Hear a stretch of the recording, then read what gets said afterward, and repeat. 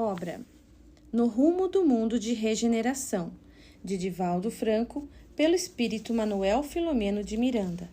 Capítulo 2. Estabelecendo tarefas. O nosso pequeno grupo era constituído por 50 espíritos, logo sendo dividido em subgrupos. De imediato, quando todos estávamos reunidos na sala nova, tomamos conhecimento do responsável pelas atividades que seriam distribuídas conosco. Ele apresentou-se utilizando-se de palavras simples e sem referências que pudessem adorná-lo de volumes que não interessavam. Simpático, com a aparência de desencarnado aos 60 anos, elucidou que se chamava Francisco Spinelli, de origem napolitana e que trabalhara no espiritismo no Rio Grande do Sul. A doutrina espírita fascinou-o desde quando veio residir em cidade relativamente modesta, nos Pagos Gaúchos, acompanhado de irmãos devotados ao bem, que deveriam colocar no estado sulino do Brasil os pilotis para a ingente obra de cristianização das massas. Elucidou que até hoje continua vinculado a esse solo e aos corações que o habitam, mantendo intercâmbio constante, especialmente nas nobres atividades de unificação dos espíritos e das instituições orientadas pela codificação kardeciana. Irradiava peculiar luminosidade, e o seu sorriso tranquilizador desenhava em sua face a ternura e a bondade do verdadeiro líder. Foi proferida uma prece com unção especial e logo após leu-nos a pauta para o trabalho. Com muita gentileza, apresentou a cada grupo o mentor encarregado das atividades no plano físico, elucidando que a jornada dizia respeito à preparação da nova era, cognominada como de regeneração da humanidade. Unimo-nos todos dos diferentes grupos, enquanto os seus responsáveis aproximavam-se da delicada mesa e sentaram-se à sua volta.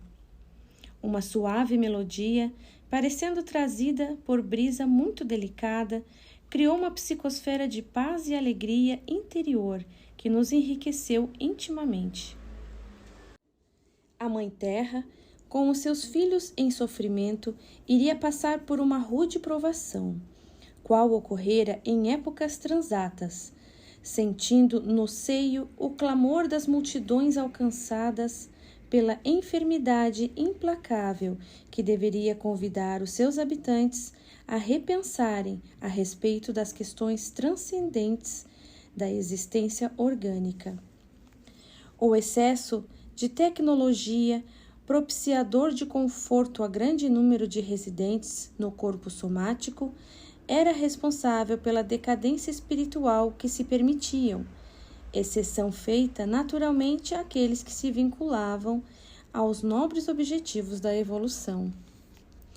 Depois de comentários generalizados, o nobre irmão Francisco Spinelli anunciou que a misericórdia divina possuía várias opções para a promoção do planeta a nível superior de evolução, sem a necessidade das lágrimas, como várias vezes no passado havia ocorrido. Nada obstante, as criaturas deixaram-se alienar pela busca da liberdade para o prazer, sem qualquer respeito pela vida, nas suas sagradas manifestações.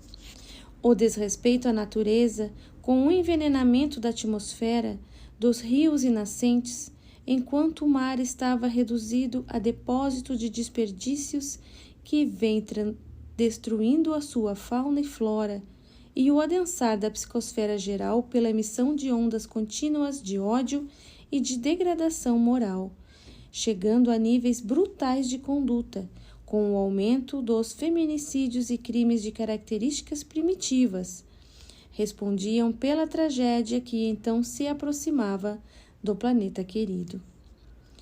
Quando os seres humanos compreenderem que o mundo é feito de ressonâncias, os seus pensamentos e condutas obedecerão a diferente critério seletivo. A tarefa que a todos nos estava destinada objetivava diminuir a intensidade da epidemia, agora se transformando em pandemia, pelo fato de encontrar-se espalhada pelo orbe planetário, em razão da facilidade de contágio, por decorrência dos múltiplos recursos de locomoção e transportes velozes que vencem as distâncias continentais. Esse labor seria realizado através das construções espirituais nas regiões foco de contaminação, auxiliando os indivíduos à manutenção do comportamento sereno, abstenções das extravagâncias que desconectam o equilíbrio emocional e as reflexões mentais no dia a dia existencial. As comunidades que trabalhariam no Brasil, sob o comando de Ismael, obedeciam a programação específica, qual ocorreria nas diversas nações, conforme suas tradições e costumes, ética e confissões religiosas ou não. Entidades elevadas que contribuíram para o progresso da humanidade na área da saúde no passado participariam dos laboratórios de pesquisa, inspirando seus devotados companheiros encarnados. Outros espíritos, igualmente especializados na área da saúde, hospedar-se-iam nos nosocômios tradicionais e improvisados, considerando-se o volume de pacientes que necessitariam de apoio e terapêutica especializada. Seria um intercâmbio mental e emocional muito significativo entre os obreiros do mais além e os missionários do amor na Terra. Alguns dos subgrupos permaneceriam numa das capitais do país, com especificações nas regiões Sul, Centro e Nordeste, sob a supervisão de Eurípides Barçanufo, em homenagem à sua desencarnação em 2 de novembro de 1918 pela gripe espanhola.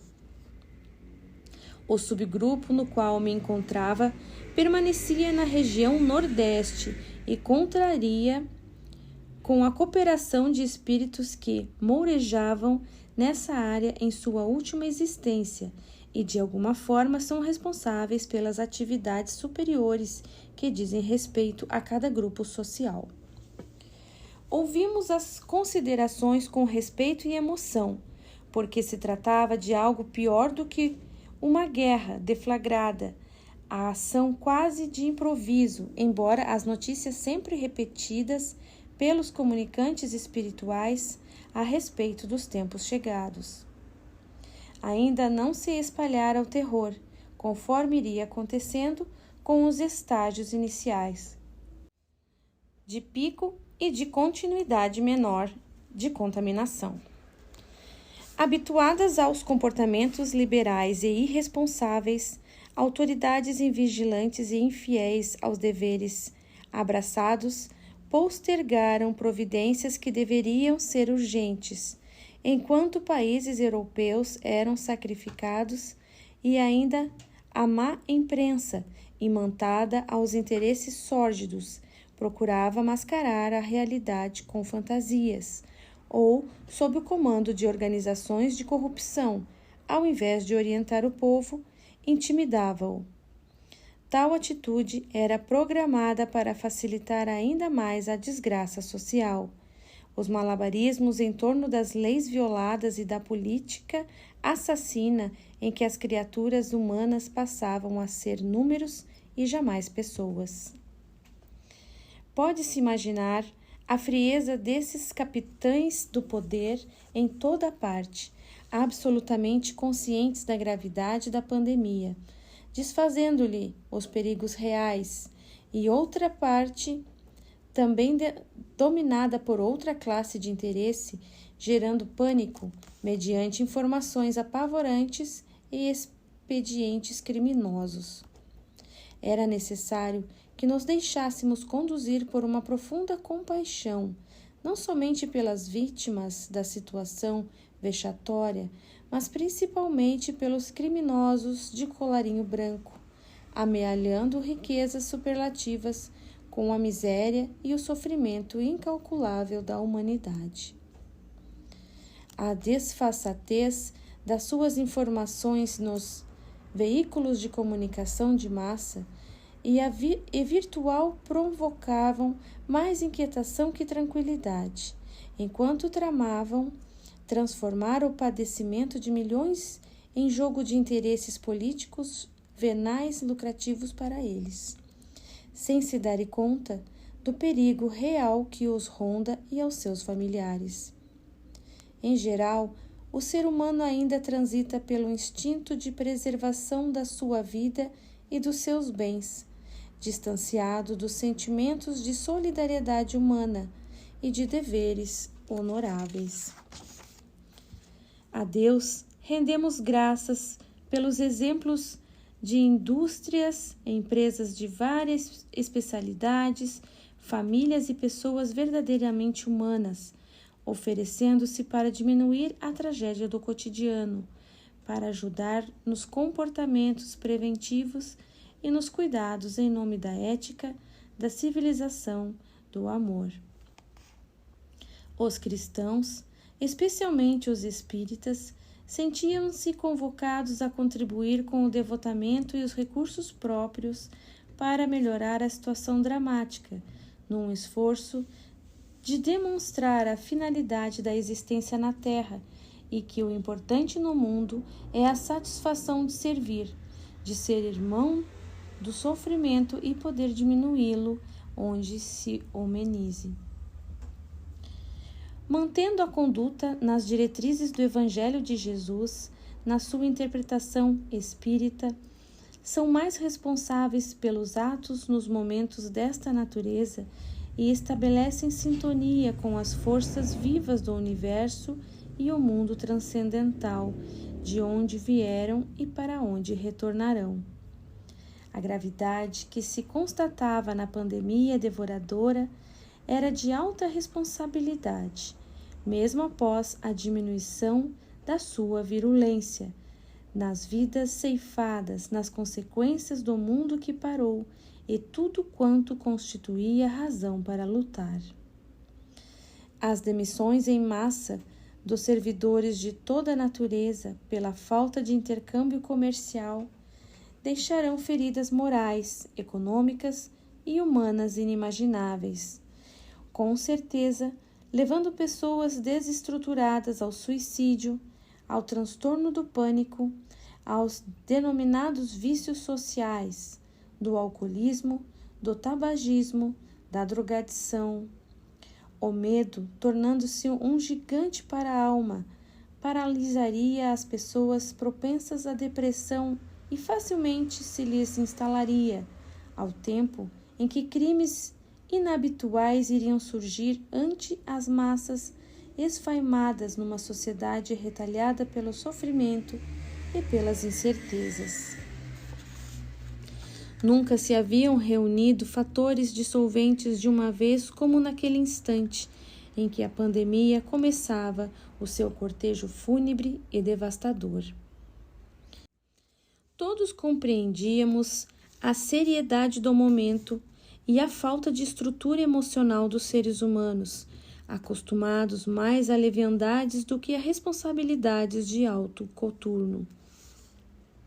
A dor dos irmãos terrestres chegara às nossas comunidades espirituais, conclamando-nos ao esforço de auxílio, à renúncia das próprias satisfações, a fim de que a fé na divina providência fosse restaurada e a solidariedade voltasse a reinar entre nós.